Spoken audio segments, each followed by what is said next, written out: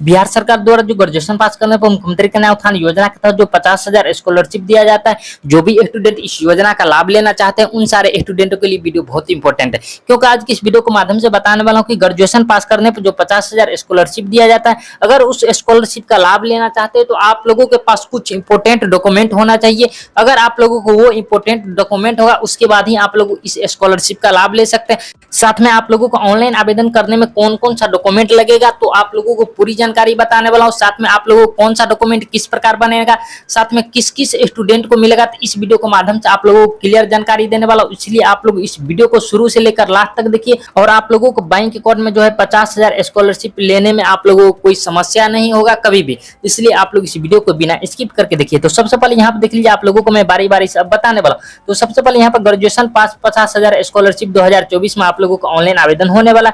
उसके बाद देख लीजिए ऑनलाइन आवेदन करने में लगने वाला इंपॉर्टेंट डॉक्यूमेंट है, जो कि मैं आप लोगों को बारी बारी से लिस्ट दिया गया है और लिस्ट में आप लोगों को कौन सा डॉक्यूमेंट किस प्रकार बनाना है वो भी जानकारी बताए हैं। उसके बाद देख लीजिए यहाँ पर आप लोगों को सबसे पहला स्टूडेंट का ये भी सवाल आता है कि फर्स्ट सेकंड थर्ड सभी को मिलेगा क्या, तो हाँ बिल्कुल सभी को मिलेगा। ग्रेजुएशन में थर्ड डिवीजन नहीं होता, लेकिन मैं आप लोगों को समझाने के लिए यहाँ पर थर्ड डिवीजन लिख दिया, जिससे कि अगर आप सिर्फ ग्रेजुएशन पास किए थोड़ा भी मार्क से तो आप लोगों को 50,000 स्कॉलरशिप मिलेगा। अब देख लीजिए बहुत स्टूडेंट का ये भी सवाल होगा कि विवाहित और अविवाहित में किसको मिलेगा, तो दोनों को मिलेगा। अगर शादी हो गया तब भी मिलेगा, अगर शादी नहीं हुआ है तब भी मिलेगा। तो आप लोगों को घबराना नहीं कि अगर मेरा शादी हो गया तो नहीं मिलेगा। इंटर में ये होता है, मैट्रिक में होता है, अगर स्टूडेंट का शादी हो जाता है तो उसको नहीं मिलता है, लेकिन ग्रेजुएशन में ऐसा कोई नियम नहीं। अगर आपका शादी भी हो जाता है तभी आपको स्कॉलरशिप मिलेगा, तो इसका टेंशन नहीं लेना है। उसके बाद देख लीजिए यहाँ पर किस कास्ट को मिलेगा। यहाँ पर देख लीजिए अगर आप general, BC, EBC, SC, ST, EWS अगर किसी भी कास्ट के अंतर्गत आते हैं तो सभी कास्ट के लिए स्कॉलरशिप दिया जाता है। उसके बाद देख लीजिए यहाँ पर आप लोगों को दिया गया है फॉलो एंड कांटेक्ट। अगर आप हमसे कांटेक्ट करना चाहते हैं तो इस इंस्टाग्राम लिंक के थ्रू आप हमसे कांटेक्ट कर सकते हैं। साथ में इंस्टाग्राम का लिंक जो इस वीडियो को डिस्क्रिप्शन बॉक्स में मिल जाएगा, तो वहां पर कांटेक्ट करके आप हमसे कोई भी सवाल पूछ सकते हैं। लेकिन आप लोगों को कांटेक्ट करने से पहले हमें इंस्टाग्राम आईडी को सारे स्टूडेंट को फॉलो करना पड़ेगा, उसके बाद ही आप लोगों को कोई आंसर दिया जाएगा। अब उसके बाद देख लीजिए अगला यहाँ पर देख लीजिए ज्वाइन टेलीग्राम। हमसे आप कैसे ज्वाइन कर सकते हैं मेरे ग्रुप में, यानी टेलीग्राम ग्रुप और व्हाट्सएप चैनल ग्रुप में कैसे ज्वाइन करना है, तो आप लोगों को सबका लिंक इस वीडियो को डिस्क्रिप्शन बॉक्स में मिल जाएगा। तो आप सारे स्टूडेंट जाकर ज्वाइन कर लीजिए, क्योंकि ग्रेजुएशन स्कॉलरशिप का जैसे अपडेट आएगा वैसे सारे अपडेट सबसे पहले टेलीग्राम ग्रुप और व्हाट्सएप चैनल में सबसे पहले अपडेट दे दिया जाता है। तो अगर पहले अपडेट लेना है तो पहले जाकर ज्वाइन कर लीजिए। साथ में देख लीजिए यहाँ पर चैनल का नाम दिया गया। अगर आप लोग ग्रेजुएशन स्कॉलरशिप का लाभ लेना है 50,000 का, सबसे पहले तो आपको सबसे पहले इस चैनल को सब्सक्राइब करके रख लेना है, उसके बाद ही मिलेगा। साथ में आप लोग अगर सब्सक्राइब नहीं भी करोगे तो आपको बाद में करना ही पड़ेगा, इसीलिए आपकी मन है आप कब सब्सक्राइब करते हैं, आपको तो कभी ना कभी करना ही पड़ेगा। उसके बाद यहाँ पर देख लीजिए सबसे इंपॉर्टेंट है कि आप लोगों को मोबाइल नंबर, ये आप लोगों को ऑनलाइन आवेदन करते समय आप लोगों को मोबाइल नंबर आप लोगों को लगेगा। तो मोबाइल नंबर कब कौन देना चाहिए और आप लोगों को किस प्रकार का देना चाहिए, तो मैं आप लोगों को जानकारी के लिए बता दूं, जब तक ना आपका बैंक अकाउंट में 50,000 रुपया मिल जाता है तब तक उस मोबाइल नंबर को आपको सुरक्षित रखना है, क्योंकि कभी भी आप लोगों को कोई समस्या होगा तो आपका यूजर आईडी पासवर्ड आप ही के मोबाइल नंबर पर जाएगा। और साथ में आप अपना फॉर्म को अगर फाइनलाइज भी करोगे तो आपके जो भी नंबर उसमें ऑनलाइन करते समय दोगे उस पर आपको ओटीपी जाता है, इसलिए आपको मोबाइल नंबर सुरक्षित करके रखना है। बहुत स्टूडेंट पिछले साल भी एक गलती किया था कि मोबाइल नंबर दे दिया था, बाद में वो जो है उस नंबर को तोड़कर फेंक दिया या खो गया, जिस कारण से उसको नंबर चेंज कराने में बहुत समस्या का समाधान करना पड़ेगा। इसलिए आपको ऐसा गलती नहीं करना है, आपको वही नंबर देना चाहिए जो कि आपके पास फैमिली के पास किसी के पास रहता है और चालू होना चाहिए। उसके बाद देख लीजिए ईमेल आईडी में उतना झमेला नहीं, कोई भी ईमेल आईडी दे दीजिए, इससे कोई मतलब नहीं, सिर्फ मतलब आपका मोबाइल नंबर से रहता है। तो आप लोगों को वैसे ईमेल आईडी भी आप लोगों को जो आपका परमानेंट है वही देना चाहिए। उसके बाद देख लीजिए यहाँ पर नंबर 3 में दिया गया है लिस्ट में नाम होना अनिवार्य या जरूरी है। आप लोग ध्यान से देखिए, अगर आपका ग्रेजुएशन स्कॉलरशिप का लिस्ट में नाम नहीं होगा स्टूडेंट लिस्ट में, तो आप लोगों को कभी भी स्कॉलरशिप का लाभ नहीं मिलेगा। इसलिए सबसे पहले स्टूडेंट लिस्ट में नाम होना चाहिए। तो आप लोगों को सवाल होगा कि स्टूडेंट लिस्ट कैसे चेक करेंगे, तो उसका लिंक इस वीडियो को डिस्क्रिप्शन बॉक्स में दे दिया हूं, तो वहां पर क्लिक करके आप लोग स्टूडेंट लिस्ट जाकर चेक कर लीजिए। उस पर मैं पहले से वीडियो बना दिया हूं, नहीं तो मेरे चैनल पर भी जाकर देख सकते हैं।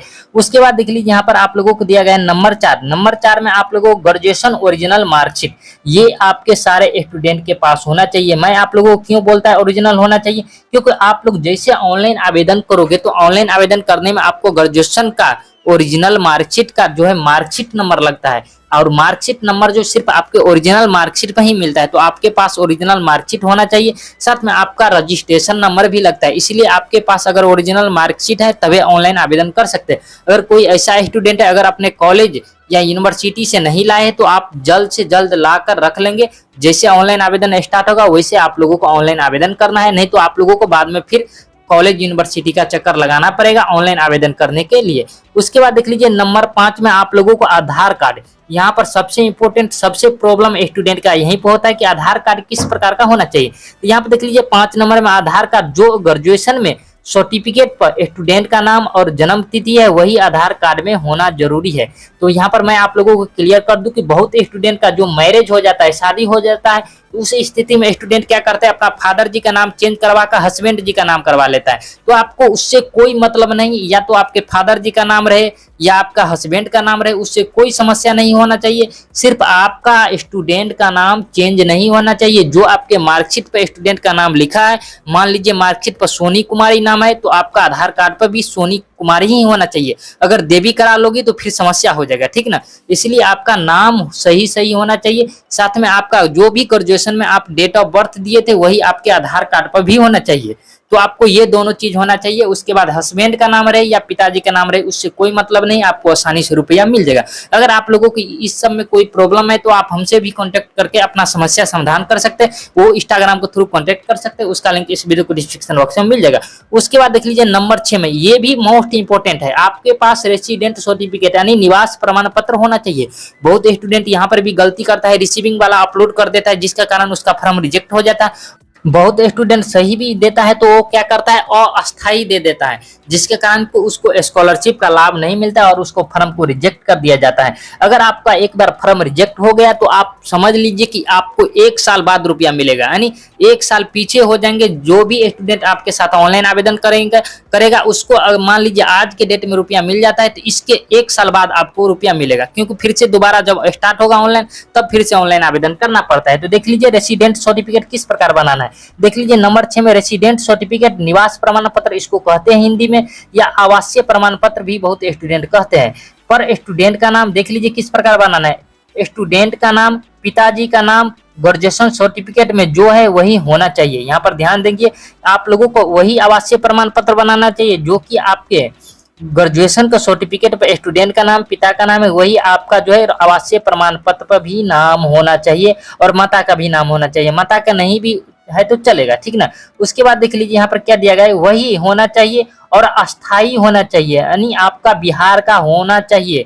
अगर बिहार का अस्थाई है तभी मिलेगा, अगर अस्थाई करवा लेते तो फिर आपका फॉर्म रिजेक्ट हो जाएगा। इसलिए आपको ध्यान में रखकर आपको अस्थाई होना चाहिए। अब बहुत स्टूडेंट का सवाल होगा कि कब का निवास आवासीय प्रमाण पत्र लगेगा। तो अगर आपके पास 2021, 2022, 2023, 2024 किसी भी साल का है ये चारों साल में तो आपको चलेगा, कोई दिक्कत नहीं है। आपका पुराना भी चलेगा, 2021 से लेकर 2024 के बीच में किसी भी साल का बना है तो आपको चलेगा, आपको कोई समस्या नहीं होगा। नंबर 7 में आप लोगों को बैंक पासबुक, ये आप लोगों को कौन सा देना चाहिए, तो आप लोगों को बिहार का बैंक होना चाहिए। वही आप लोगों को पासबुक से जो है अकाउंट नंबर और साथ में आप लोगों का IFSC कोड लगता है, जिससे कि आप लोगों को स्कॉलरशिप लेने में समस्या नहीं हो।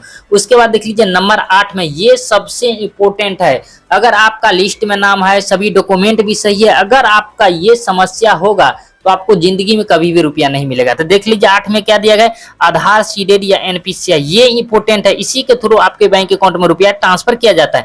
अगर आपका जो है अकाउंट नंबर गलती भी हो जाता है ना तो आपको 100% बैंक अकाउंट में रुपया ट्रांसफर कर दिया जाएगा, अगर ये आपका सही रहता है तो आपका आधार सीडेड किया होता है तो ये बैंक से होता है। सारे स्टूडेंट के बैंक अकाउंट में आधार सीडेड होना चाहिए, उसके बाद ही आपका जो है यूजर ID पासवर्ड मिलेगा ऑनलाइन आवेदन करने के बाद। आधार सीडेड और NPCI दोनों एक ही चीज को बोलता है, तो आपको टेंशन नहीं लेना है। आपको अपने बैंक में जाकर आधार सीडेड या NPCI आपको चेक करवा लेना है, नहीं तो आप खुद से भी चेक कर सकते हैं अपने मोबाइल से। उस पर मैं आप लोगों को जल्दी वीडियो बनाकर बता दूंगा किस प्रकार आप लोगों को चेक करना है। तो आपका जिस भी बैंक अकाउंट में आपका आधार सीडेड या NPCI होगा वो बैंक अकाउंट को भी आपको चालू करके रखना है, नहीं तो आपके जो भी बैंक अकाउंट में आधार सीडेड रहता है उस बैंक में ऑटोमेटिक रुपया जाता है। और बहुत स्टूडेंट का आधार सीडेड मान लीजिए सेंट्रल बैंक में है ऑनलाइन आवेदन करते समय स्टेट बैंक दे दिया है तो आपको रुपया जाएगा सेंट्रल बैंक यानी जिसमें सीधे है उसमें, लेकिन आपका वो बैंक अकाउंट जो है चालू होना चाहिए। अगर वो बैंक अकाउंट आपका बंद होगा तो फिर पेमेंट आपका रिजेक्ट हो जाएगा, फिर 1 साल का लंबा इंतजार करना पड़ेगा। तो मैं आपको पूरी जानकारी बता दी हूँ कि कौन डॉक्यूमेंट किस प्रकार बनाना है और सिर्फ इतना डॉक्यूमेंट लगेगा, इसके अलावा आपको कोई भी डॉक्यूमेंट नहीं लगेगा। उसके बाद देख लीजिए बाय मनीष कुमार हिंदुस्तानी।